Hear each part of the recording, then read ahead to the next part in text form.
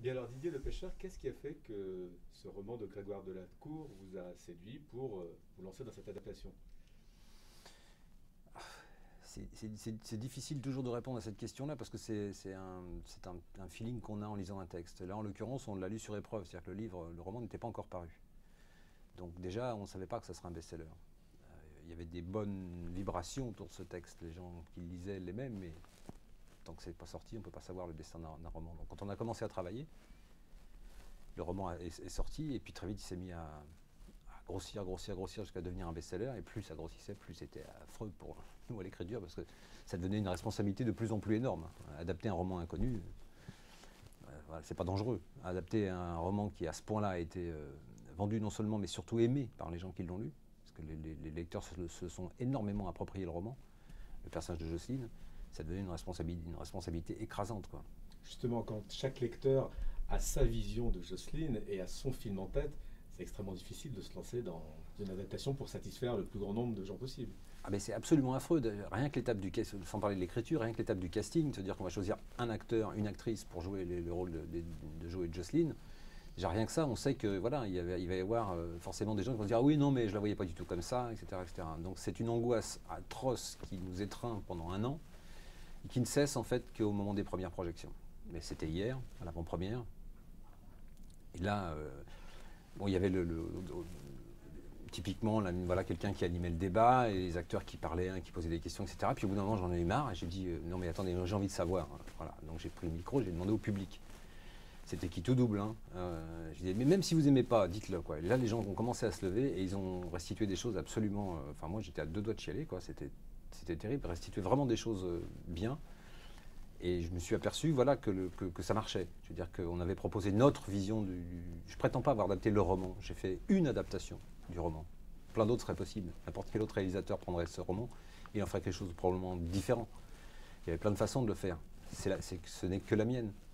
Mais de voir les spectateurs me renvoyer des choses auxquelles on avait réfléchi, qu'on avait glissé dans le scénario, qui sont parfois des choses qui sont infimes, et de les voir restituer ça, et surtout de voir les gens qui avaient lu le roman, aimer le film autant que le roman, ça fait vraiment du bien, parce que c'était une responsabilité qu'on s'était donnée, ça. Je veux dire par là que j'ai pas pris le texte en disant je vais faire mon film avec ce texte. Voilà. J'ai pris le texte en me disant il faut que j'arrive à accomplir le même petit miracle qui s'est produit avec le roman, c'est-à-dire que les gens se sont appropriés cette histoire a priori banale d'une femme qui gagne au loto, qui est mercière dans une petite rue à Arras, c'est-à-dire voilà, elle n'est pas philosophe, elle n'est pas journaliste, elle n'est pas grand reporter, elle n'est pas je sais pas quoi, bandit, gangster, flic, voilà, c'est une femme de tous les jours. Et il y a quelque chose dans ce roman qui a parlé à tout le monde, quoi. Alors justement, qu'est-ce qui fait que les thèmes qui sont développés dans cette histoire soient aussi universels et touchent autant de gens? Parce que je pense que la philosophie de Jocelyne dans sa petite mercerie, elle est bien plus universelle que celle d'un universitaire qui réfléchirait au sens de la vie. Parce que je pense qu'aujourd'hui, les gens qui sont confrontés à la crise, qui sont confrontés à la dureté du monde moderne et qui donc rêvent, avec ces gains au loto faramineux, que peu gagneront, très peu, c'est infinitésimal, donc ce n'est que du rêve, que du rêve. Et ben ils sont portés par ce personnage simple qui a un bonheur simple dont elle ne veut pas se séparer, qu'elle a peur de perdre. Et je pense que les gens s'identifient à ça plus facilement. Et je pense d'un autre côté qu'il y a beaucoup plus de choses à apprendre en ce moment de ces gens-là qui sont confrontés à la dureté du quotidien que de ceux qui réfléchissent dans des bureaux à l'Élysée ou ailleurs, qui sont loin du monde réel.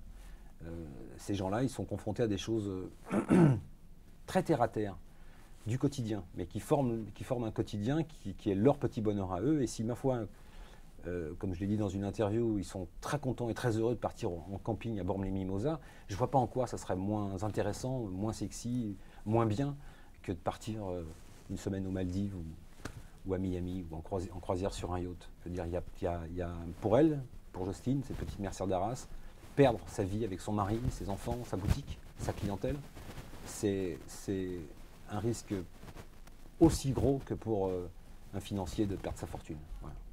C'est un film, enfin, c'est une histoire. Excusez-moi, juste le micro a bougé en fait. Pardon. Cheminée, du coup, on entend trop de frottement, je suis navré. Excusez-moi. Je vous en prie. C'est bon? C'est bon? C'est une histoire qui va quand même à contre-courant de cette société dans laquelle on vit, où on a tous envie de gagner au loto, d'avoir beaucoup d'argent, d'avoir une vie meilleure, plus riche. Oui, évidemment, on a tous envie de gagner au loto, mais ce que raconte le film, c'est attention, c'est pas si simple que ça. C'est pas parce que d'un seul coup une énorme masse d'argent va arriver que tout va rester comme avant en mieux. Des choses vont être mieux, d'autres vont être moins bien. Et c'est le bon sens qu'elle a, elle, Jocelyne, dans sa mercerie, c'est de se dire, ok, je vais gagner plein de choses, mais qu'est-ce que ça va me faire perdre? Et c'est à cause de cette peur de perdre ce qu'elle a qu'elle va taire ce gain. Mais c'est aussi parce qu'elle tait ce gain que d'autres choses vont se produire. C'est-à-dire par là qu'on est sur une route, on est obligé d'avancer. Je veux dire, on ne peut pas s'arrêter sur la route de notre propre vie, on ne peut pas s'arrêter. Donc, quelle que soit la décision qu'on prend, ça a des conséquences. Elle prend la décision dont elle pense qu'elle est la meilleure possible, mais en essayant de préserver certaines choses, elle en brisera d'autres. C'est quelque chose d'assez inéluctable. Mais moi, ce qui m'intéresse là-dedans, c'est l'intelligence avec laquelle elle réfléchit à tout ça. Ce n'est pas la question habituelle. Bien sûr qu'elle se la pose. Qu'est-ce que je pourrais faire, puisque c'est la liste de ses envies, avec 18 millions. Mais sa réponse à elle, c'est je vais m'acheter un nouvel économe, et ça la fait bien rire. Je vais refaire le salon. Alors oui, je vais quand même offrir un gros 4x4 à Jo, mais je vais aussi lui offrir l'intégrale de James Bond en DVD. Voilà. Elle a des rêves simples comme ça, mais sa vraie préoccupation, c'est surtout de se dire, c'est surtout sa vraie intelligence, c'est surtout de comprendre que si elle ne fait pas attention à ce qu'elle fait, elle peut perdre beaucoup plus que ce qu'elle a gagné. Dans votre adaptation, donc forcément vous avez dû faire des choix par rapport au bouquin. Est-ce que Grégoire Delacour a lu la dernière version du scénario, l'a validé avant que tout ça ne commence? Il a lu la dernière version du scénario, il ne l'a pas validé, il ne le désirait pas, il ne voulait pas s'impliquer du tout dans l'écriture, et c'est tout à son honneur. Bon, je pense qu'il me faisait un peu confiance parce que voilà, je suis aussi romancier, donc on est non plus chez le même éditeur. Donc voilà, il savait que j'avais quand même un grand respect pour son texte. Moi, en tant que romancier, ce serait pour moi un cauchemar que quelqu'un d'autre que moi fasse un film à partir d'un de mes romans. Voilà, je n'endormirais plus et voilà, je serais forcément inquiet. Lui, pas du tout, il nous a fait confiance. Et puis, bah, voilà, il a vu le film et il est très content du film et il a retrouvé, si ce n'est sa Jocelyne, du moins une Jocelyne qu'il aime. Pourquoi Mathilde Seigner était-elle la meilleure actrice pour incarner Jocelyne? C'est toujours très délicat les questions de casting parce que quand on commence à réfléchir à qui pourrait jouer, on pense forcément à plusieurs personnes. Très rares sont les rôles, moi ça ne m'est jamais arrivé que je me dise ce rôle-là. Alors si ça m'est arrivé dans le film, là, voilà, le rôle du père, pour moi ça ne pouvait être que Patrick Chenet. Si Patrick avait dit non, j'aurais été très très embêté. J'aurais trouvé quelqu'un et ça aurait donné un personnage différent. Il n'y a jamais un seul acteur pour un seul rôle. Tout le monde le sait. Voilà, parfois on rêve d'un comédien, parfois un comédien nous donne son accord. Et puis finalement, le film met plus longtemps à se monter que prévu. Et au moment où nous on est prêt, le comédien n'est plus libre, il s'est engagé sur autre chose, il en est obligé de changer. Mais bon, mon vieux professeur disait toujours de la contrainte naît la création. Et en fait, chaque fois que j'ai dû changer un rôle pour un autre dans un film, parce que l'acteur n'était plus disponible, etc., finalement, ça s'est avéré une bonne chose. Je veux dire par là que voilà, c'est quand j'ai rencontré Mathilde, je ne savais pas encore si ça allait être elle, la mère Sadaras, parce que j'avais comme tout le monde l'image de Mathilde Seigner, actrice, avec tout ce que véhiculent les médias, tout ce qu'on a pu entendre, la soirée des Césars, enfin toutes ces conneries. Et puis quand j'ai rencontré Mathilde, en vrai, j'ai déjeuné avec elle, bah, j'ai juste vu Jocelyne, c'est-à-dire une petite bonne femme qui ne se pose pas 40 000 questions, qui dit « moi ça me plaît, j'ai envie de le faire ». Voilà. J'ai envie de faire ce truc-là, ce rôle-là, il est pour moi, je le sens bien, j'ai envie de le faire. Et puis on en a parlé, et puis quand je suis sorti, je me suis dit, bon bah oui, c'est vrai que c'est elle. Voilà, c'est elle. Alors peut-être qu'une autre actrice aurait pu jouer le rôle, mais ça aurait donné quelque chose de très différent. Et à l'arrivée, moi je suis très content que ce soit Mathilde. Voilà. Parce que je pense que ça fait longtemps qu'on ne l'avait pas vue comme ça. Je pense qu'elle porte vraiment le film, qu'elle le porte très simplement, exactement comme est le personnage dans le roman. Voilà, je pense que Mathilde, c'est quelqu'un qui incarne, pour beaucoup de gens, je pense, d'où son côté très populaire, au bon sens du terme. Mais d'ailleurs, il n'y a pas de mauvais sens au mot populaire, mais bon, voilà, elle est très proche des gens, en fait. Elle le dit très bien, elle dit moi, ça marche dans les films quand j'ai un métier. Elle était très contente d'être mercière, super contente. On l'a envoyée en stage, elle a appris des trucs, elle avait pris plein de notes, comme un élève qu'on envoie à faire voir des gens pour faire un exposé après à l'école. Elle est revenue, elle m'a montré son carnet, elle m'a dit, t'as vu, j'ai pris plein de notes, alors regarde, je sais ce que c'est qu'un truc, un machin, j'ai tout oublié, moi. Mais elle savait. Elle était super contente d'avoir quelque chose à faire. Et elle n'adorait rien tant que... Moi, je déteste dans les scènes quand les acteurs se contentent de parler sans rien faire. Donc, systématiquement, je préviens les acteurs au début, je dis, je vous préviens, là, vous avez une scène avec 4 pages de texte, mais ne croyez pas que vous allez être assis, que vous allez vous regarder, qu'il suffit de savoir le texte par cœur et de bien le jouer. En même temps, vous allez faire la vaisselle. En même temps, vous allez laver votre voiture. En même temps, vous allez monter les escaliers, descendre les escaliers, remplir le frigo, faire tout un tas de trucs. Et elle adorait ça. Et donc, chaque fois qu'il fallait, dans la boutique, jouer à la marchande en même temps que jouer les scènes, elle était super contente. Et en fait, très vite, voilà, quand elle rentrait dans je la voyais arriver dans sa mercerie avec son petit costume, et voilà, c'était Jocelyne. C'était Jocelyne. Moi, aujourd'hui, je ne vois plus d'autre Jocelyne qu'elle. Le choix de Marc Lavoine pour incarner son mari est beaucoup plus audacieux. Oui, alors j'avais un problème par rapport au personnage de Jo, c'est qu'il fallait justifier le fait, la raison pour laquelle, malgré tout ce qu'il avait pu lui faire dans le passé, elle était toujours avec lui, et non seulement toujours avec lui, mais toujours très amoureuse. Donc il fallait quelqu'un qui, a priori, qui soit plausible pour une spectatrice, parce que je pense que c'est surtout elle qui s'identifieront à Jocelyne, et donc qui se poseront la question de se dire, mince quand même, malgré tout ce qu'il m'a balancé dans le passé, ce type-là, je l'aime toujours, il me fait toujours craquer, quand je le regarde, je fonds, etc. Donc il me fallait un beau gosse, quoi. Un beau gosse, c'est quelqu'un qui ait cet impact-là auprès du public féminin. De ce point de vue-là, Marc était un très bon choix. Après, le risque, c'était évidemment Marc Lavoine chanteur, Marc Lavoine ouvrier, dans le nord de la France. Oui, mais bon, on oublie voilà, que Marc est aussi un acteur. Et je pense que pour la première fois peut-être, ou en tout cas depuis longtemps, il a vraiment fait l'acteur, c'est-à-dire qu'il s'est coulé dans la peau d'un personnage qu'il n'est pas. Et c'est vrai qu'on a vu hier les réactions des spectatrices dans le film. Elles étaient toutes estomaquées par son jeu, et en même temps perturbées parce que c'était pas Marc Lavoine qu'elles voyaient, c'était Jo. Et c'est très troublant parce que je crois que Marc, enfin, il vous le dira peut-être mieux que moi, mais je pense que pour lui, c'est une étape importante parce que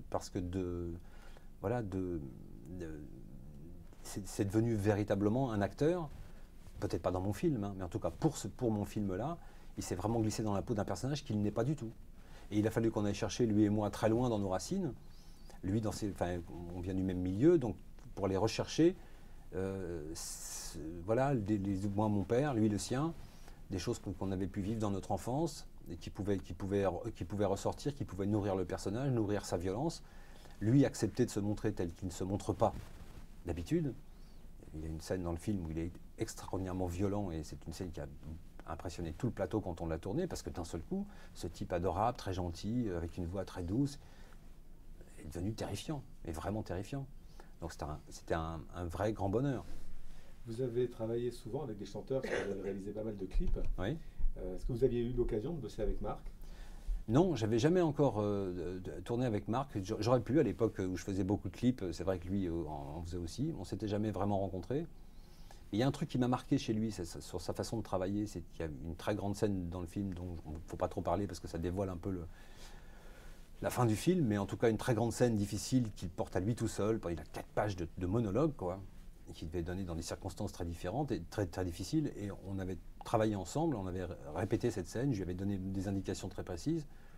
Et je le voyais prendre des notes, comme font souvent les comédiens, mais ce que j'ai compris, en fait, quand il m'a ensuite sur le plateau restitué cette scène, c'est qu'il l'avait vraiment annoté comme un musicien, c'est-à-dire qu'il avait noté la musique que j'attendais de cette scène. Et il me l'a restitué comme un musicien, c'est-à-dire il me l'a vraiment restitué avec voilà, les variations de tempo, les intonations, enfin, c'était assez impressionnant. Impressionnant. Mais oui, j'aime bien les chanteurs. Dans un film précédent, j'avais fait jouer la comédie à Zazie pour un petit rôle. Elle ne voulait jamais le faire, mais elle avait accepté de le faire pour moi. J'ai même filé 2 rôles, du coup. En fait, autant que les comédiens que moi j'adore, il y a les gens que j'adore. Et Marc en fait partie maintenant.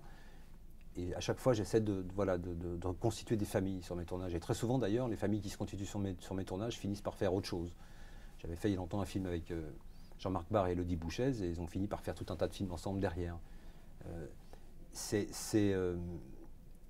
Voilà, j'ai beaucoup de tendresse en fait, parce que je ne comprends pas comment on peut avoir envie de faire comédien. Je trouve ça, j'ai essayé une fois de jouer la comédie, je trouvais ça terrible, insupportable de devoir être quelqu'un d'autre devant une caméra. Donc j'ai beaucoup de respect pour ce courage-là, qui n'en est peut-être pas pour eux, mais pour moi c'en est.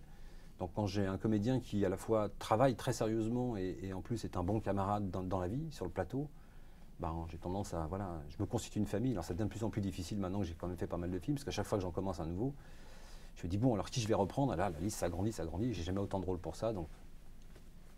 Est-ce que vous diriez que la liste de Mes Envies est un feel-good movie? Est-ce qu'on peut le ranger dans cette catégorie de film? La question, je sais bien d'où elle vient celle-là. Feel good movie, c'est un terme que j'aime pas beaucoup. Je pense qu'aujourd'hui, les gens vont au cinéma. Oui, sans doute. Enfin, moi, en tout cas, j'ai envie de leur faire du bien. J'ai envie de leur dire aujourd'hui, dans le monde dans lequel on vit, dans cette période où chaque fois qu'on allume la télé à cause des chaînes info, on continue, on voit des déballages d'horreur en permanence ou de trucs flippants. Bon, j'ai envie qu'au cinéma, Feel good movie, c'est un peu naïf. Moi, j'ai pas envie d'être naïf. Le film n'est pas naïf. Le film est réaliste. Je veux dire, ce qui se passe dedans peut arriver à n'importe qui.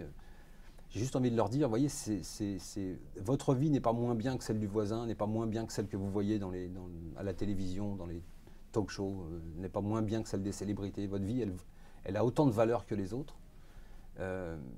Et elle mérite autant que les autres d'être protégée. Et puis, aussi, il y a une vie au-delà du périphérique. Je veux dire par là, tout ne se passe pas à Paris. Et que ça fait du bien, franchement, de raconter des histoires qui se passent en province. Parce que voilà, il y a quelque chose là-bas qui est infiniment plus, je pense, plus sain que ce qui se passe dans la capitale, qui a été vu, revu, filmé, refilmé, raconté à tout bout de champ, et qu'il y a des gens dans nos provinces, dans une mercerie quelque part, dans une rue à Arras, qui ont des choses à dire et qui ne sont pas moins intéressantes que plein d'autres, quoi. Et je pense que c'est une des raisons du succès du bouquin aussi. C'est que c'est pas un bouquin qui prend les gens pour des cons, c'est un bouquin qui respecte les gens, quel que soit leur milieu, quelle que soit leur origine sociale, quelle que soit leur culture, quelle que soit... voilà. Merci.